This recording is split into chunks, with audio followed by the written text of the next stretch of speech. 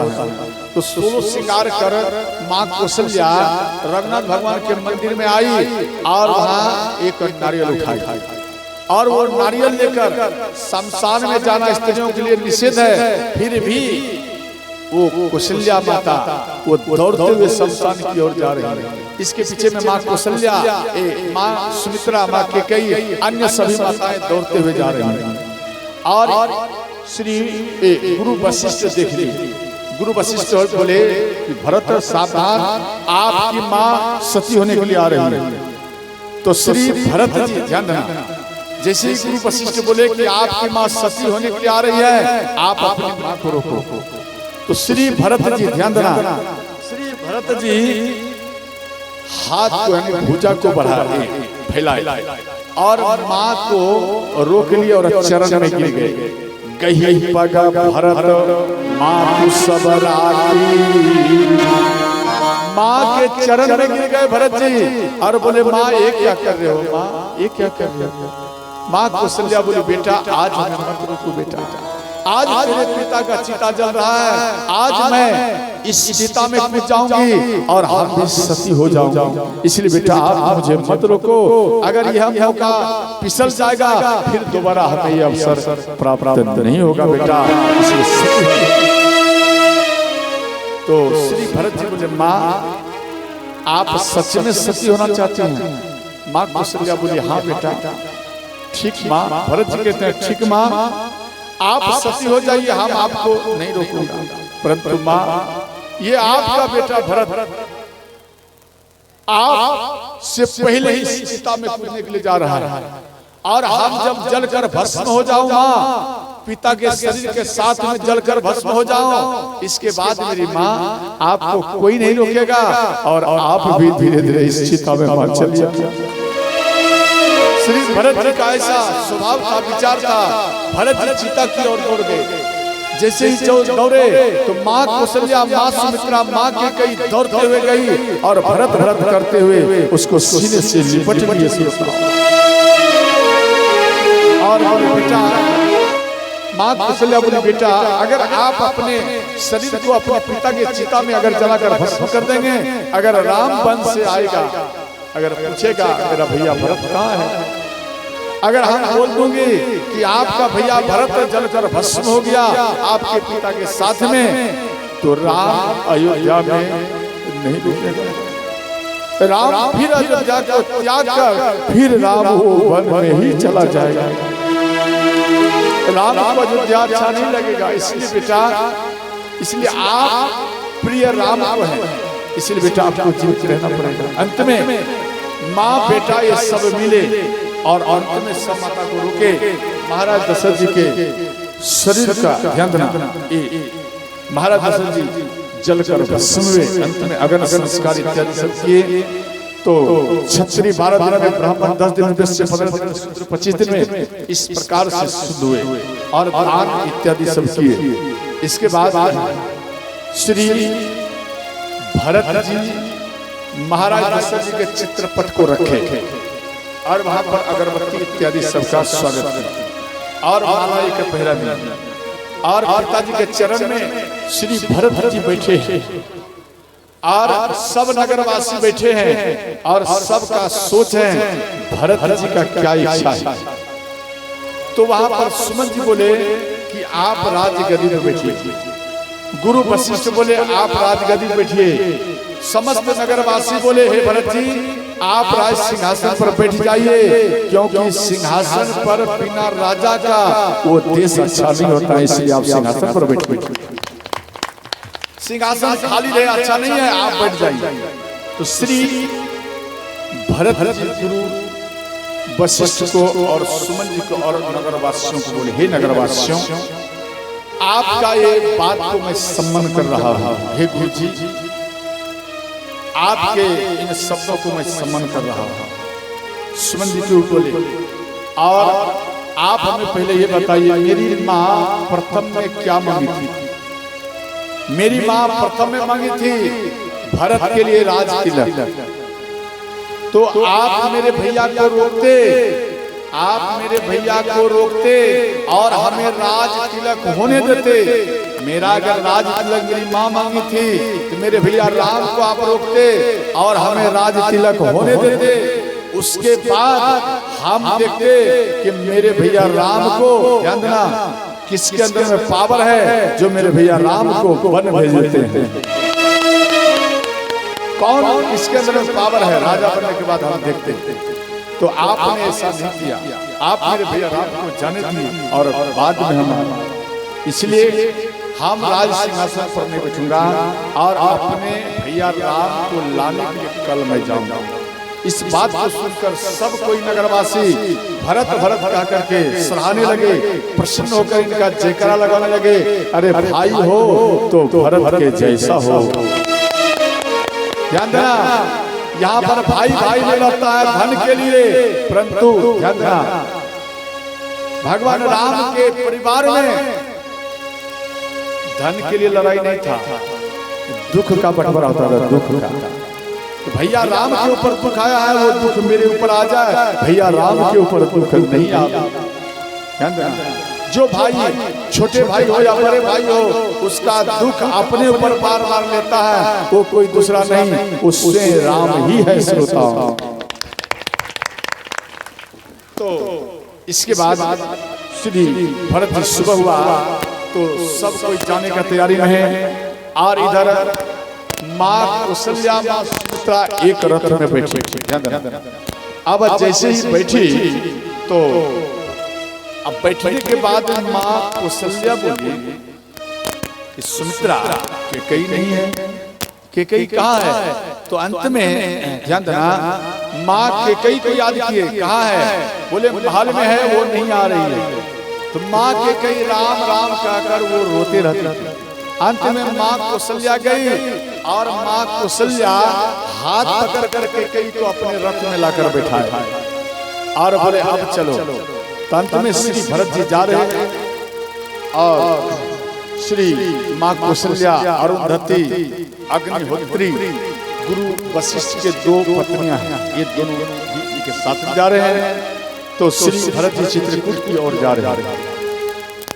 भरत चले चित्रकूट हो राम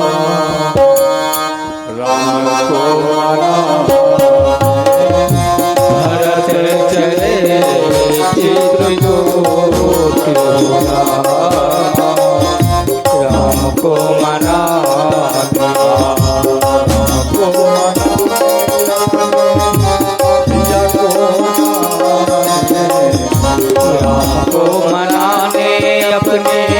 भैया को मनाने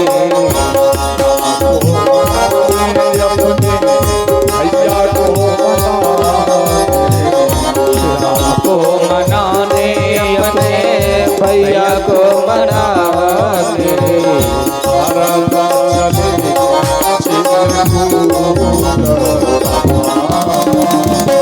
राम को मना। भरत चले चित्रकूट राम को मना।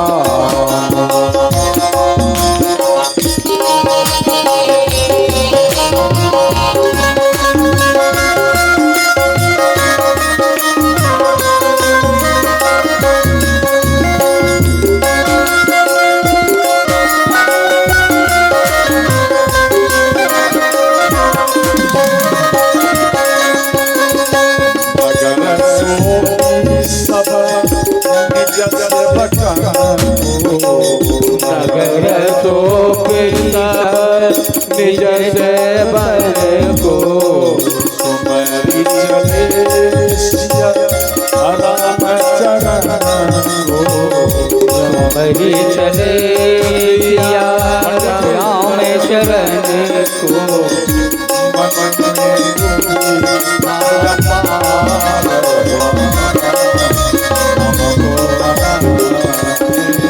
भरत चले चित्रकूट हो राम राम को मनाने।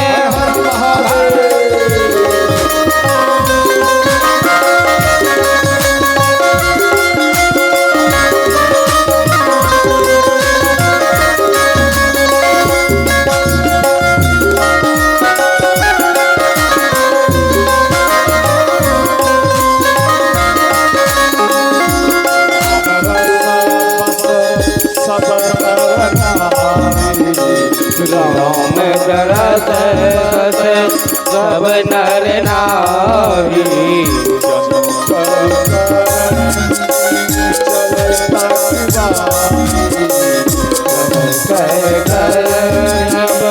चले ससुरारी।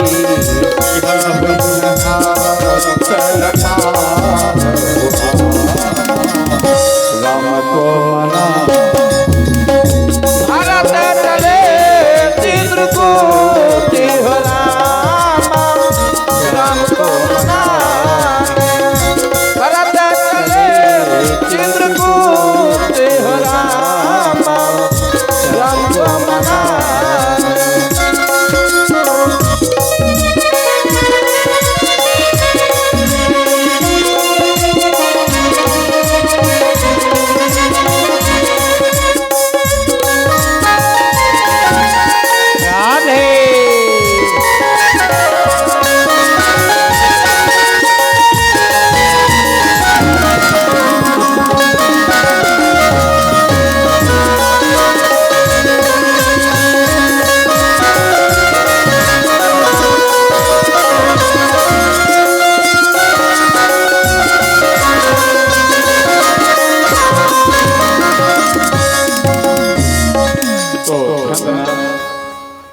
श्री भरत जी ध्यान देना।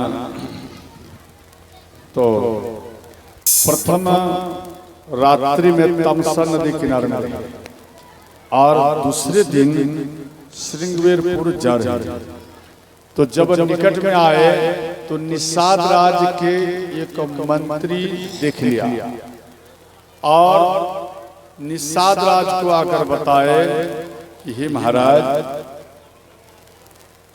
अपार संख्या में सैनिकों के साथ श्री भरत जी आ रहे हैं और लग रहा है कि ये अपार संख्या में जो आ रहे हैं ये भगवान राम से मिलने नहीं, कि भगवान राम से लड़ने के लिए ही जा रहे हैं। अब देखो वहां पर एक मीटिंग बिठा है कि क्या करना चाहिए। जब वो लड़ने के लिए आ रहा है तो हम भगवान राम का मित्र हूं, मित्र के नाते जीते जी भगवान राम के पास भरत जी को नहीं जाने दूंगा। हे सैनिकों, सब कोई अपने अपने अस्त्र को संभालो और आज हम सब मिलकर भरत जी से लड़ेंगे। हम सब मिलकर आज भरत जी से लड़ेंगे और जब हम लड़ेंगे तो लड़कर मर जाएंगे वो अच्छा, परंतु जाने नहीं देंगे। ध्यान देना, यहाँ पर गोस्वामी जी एक पंक्ति लिखे हैं, समारा मारा सुरा सारी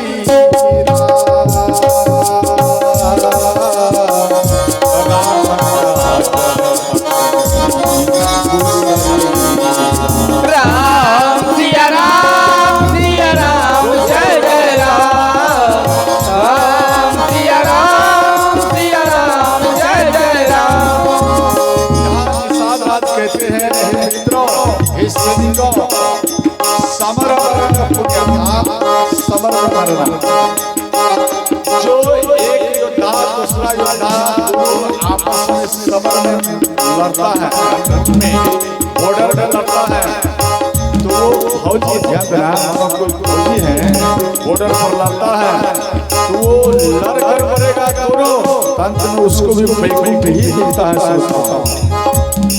समर तीन बात को एक ही चौपाई में दिया गया, गंगा किनारे मरना और समर में मरना और विशेषकर राम के काज के लिए मरना। जैसे आप तीर्थ में जा रहे हैं और आप भगवान के तीर्थ में जा रहे हैं, मार्ग में ही आप मृत्यु होगी तो भी आपको मिलेंगे। समरा मारा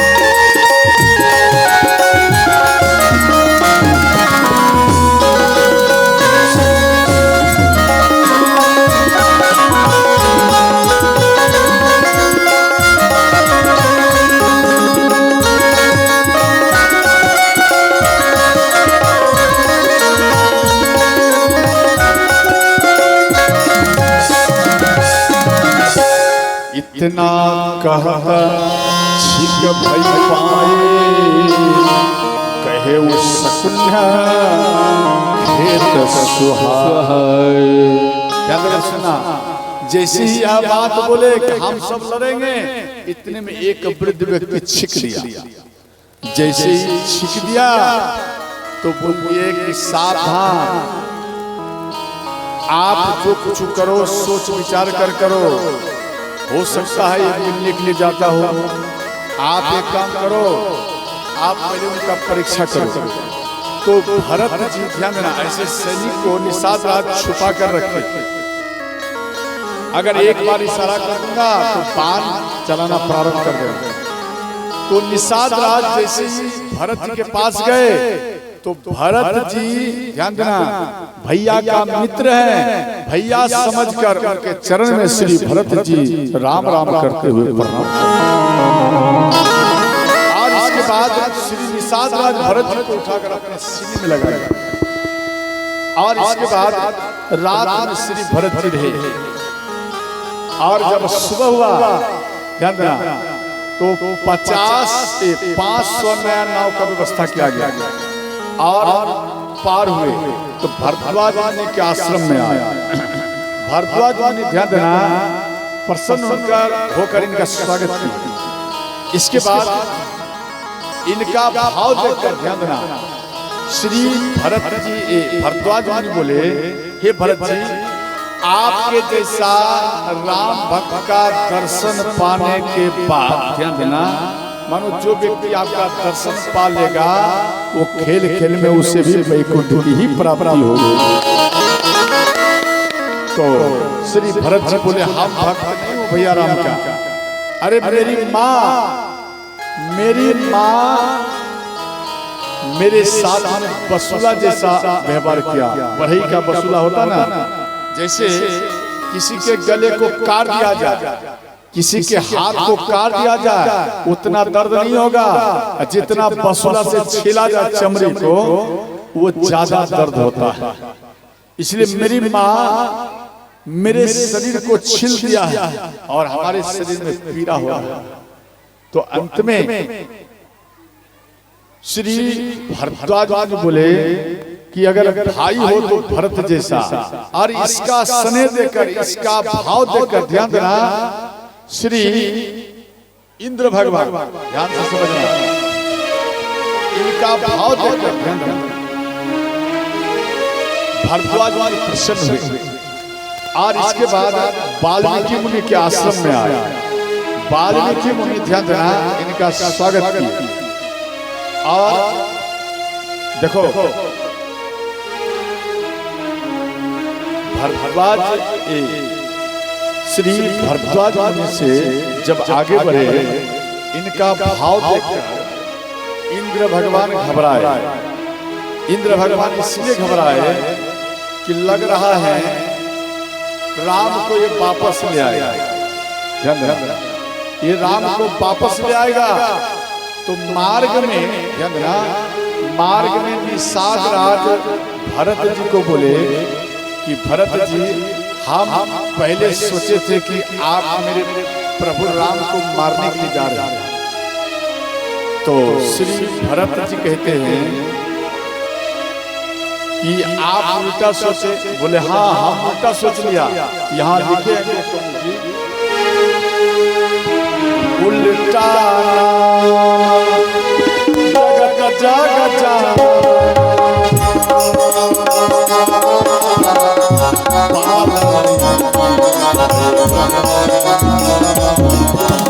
राम सिया राम जय जय राम। राम सिया राम जय जय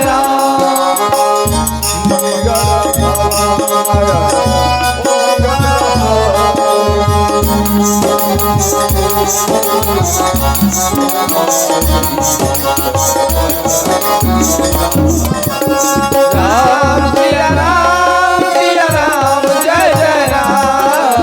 राम सिया राम जय जय राम।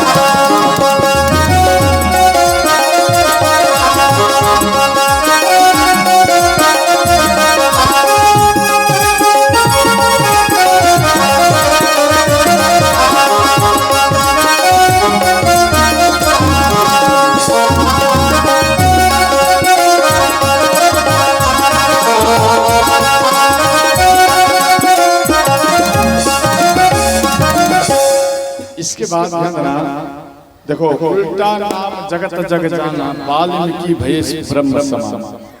देखो वाल्मीकि मुनि पहले रत्नाकर डाकू थे और जो मार्ग में सुना में मिल जाए उनके धन को लूट लेते थे।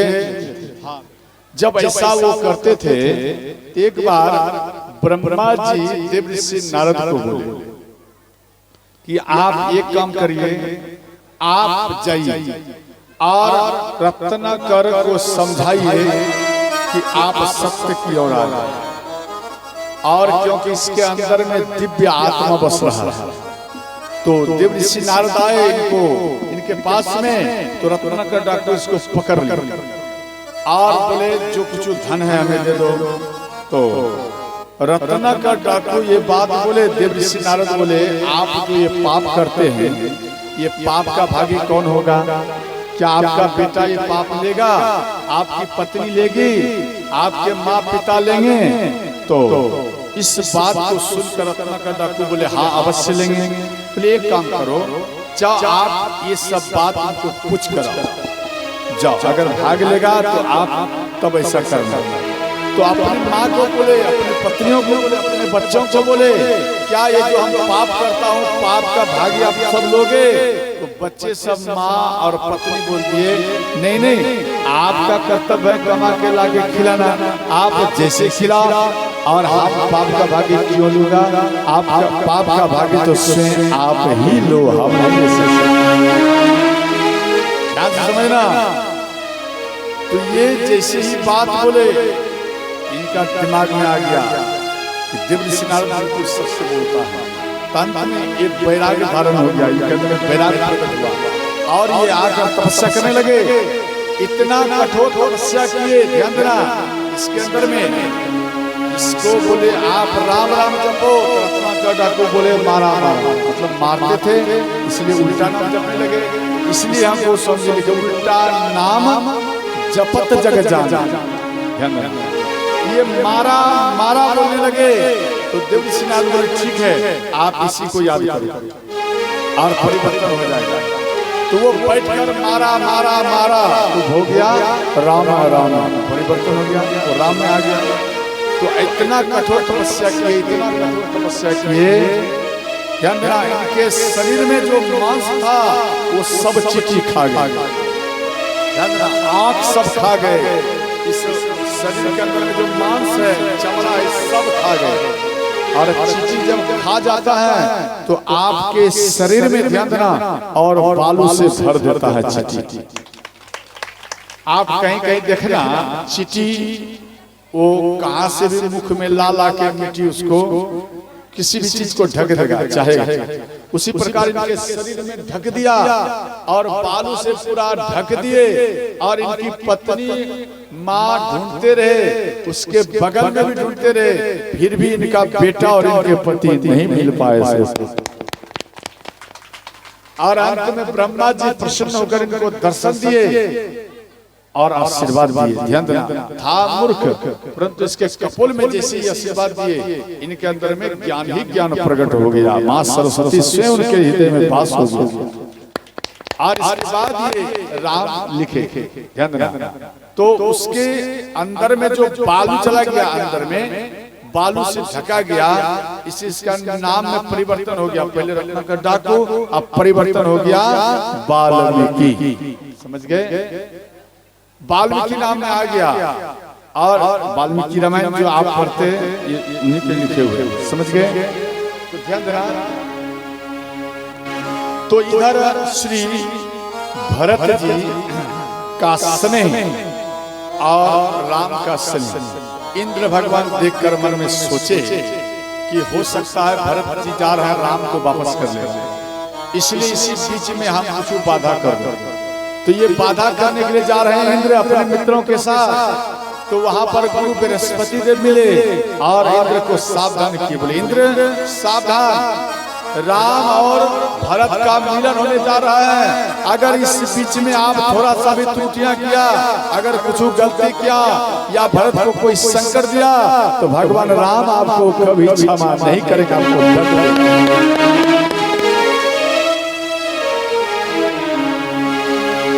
राम सदा से। चंद्रा जैसे राम का कोई भक्त है या कोई शिव का भक्त है, ध्यान से समझना, कोई राम का भक्त है कोई शिव का भक्त है, तो याद रखना अगर ऐसे भक्तों को अगर आप या कोई मीतवा को हो, गायत्री माता को, कोई भी भक्त हो, ध्यान रखना अगर आप भक्त को कष्ट देंगे तो भगवान शिव भगवान राम आपको क्षमा नहीं करेगा, आपको दंड देंगे।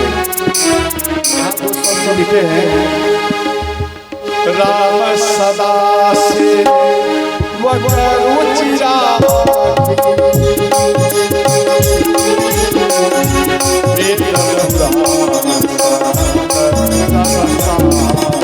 राम सिया राम जय जय राम। राम सिया राम जय जय राम।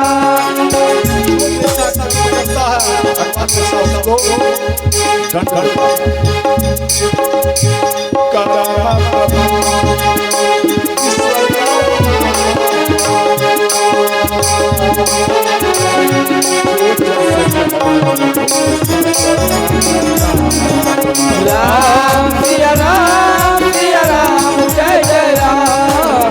राम सिया राम जय जय राम।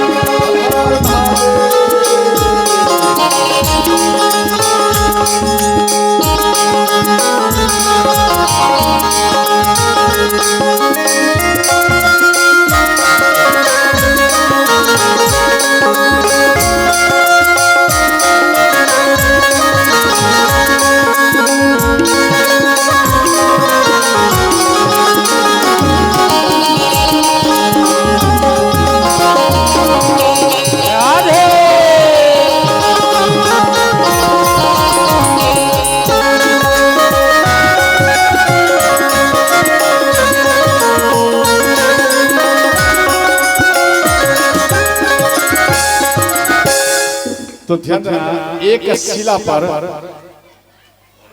गुरु बृहस्पति देव बोले कि इंद्र आप एक काम करो, भरत जी जा रहे हैं, आप वन में झाड़ू लगाओ, झाड़ू और काटा और कुछ मानो कठोर रास्ता है आप उनको साफ करो और जल्द में भरत को आप मिलाओ राम से, तभी देवताओं का कल्याण होगा, वरना कल्याण नहीं हो पाएगा।